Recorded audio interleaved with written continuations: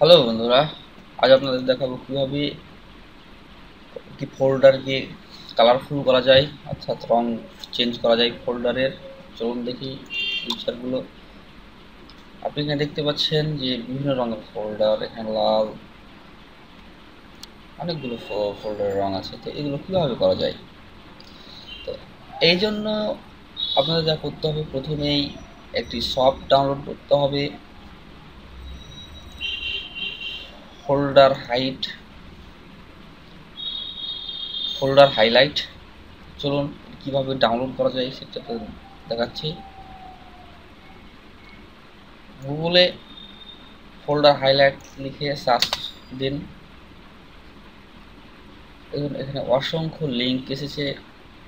এই লিঙ্কের মধ্য থেকে যে কোনো একটিতে আপনি ঢুকুন, অর্থাৎ আমি এটাতে ক্লিক করছি।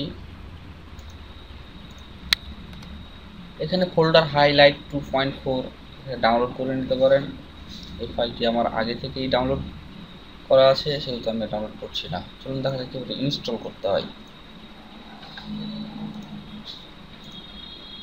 এটি হচ্ছে সফট, ডাবল ক্লিক করুন।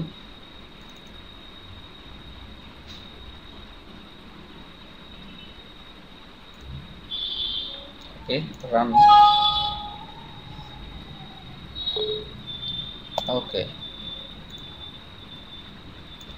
next I accept the agreement, next install দিতে আশা করি সবাই জানেন। ওকে, ফোল্ডার হাইলাইট ইনস্টল হয়ে গেছে। এখন কীভাবে আপনি ফোল্ডারগুলো হাইলাইট করবেন চলুন দেখা যাক।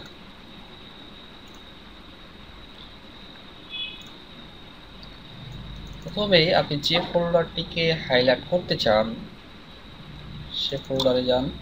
সাপোজ আপনি এই আর যে ফোল্ডারটিকে অন্য রং অর্থাৎ হাইলাইট করতে চান, এখানে মাউস প্যাডের ডান বাটনে ক্লিক করুন। এখানে একটা ফোল্ডার হাইলাইট নামে একটি অপশন চলে এসেছে। এখান থেকে আপনি অনেকগুলো অপশন এসেছে, আপনি যে এরকম ইচ্ছা সেই রকম রং এখানে সিলেক্ট করতে পারেন। সাপোজ আমি এখান থেকে রেড এটি সিলেক্ট করবো, অর্থাৎ আমার ফোল্ডারের রংটি রেড হয়ে যাবে। হাইলাইট রেড, দেখুন আর যে ফোল্ডারটি রেড হয়ে গেছে। এভাবে আপনি আপনার ফোল্ডারকে আপনার পছন্দর রঙে রাঙাতে পারেন। যেমন আপনি ইচ্ছে করেন এটাকে পিঙ্ক কালার দিবেন, পিঙ্কে ক্লিক করতে পারেন। দেখুন এখানে কালারটি চেঞ্জ হয়নি, অর্থাৎ এটিকে রিফ্রেশ করুন।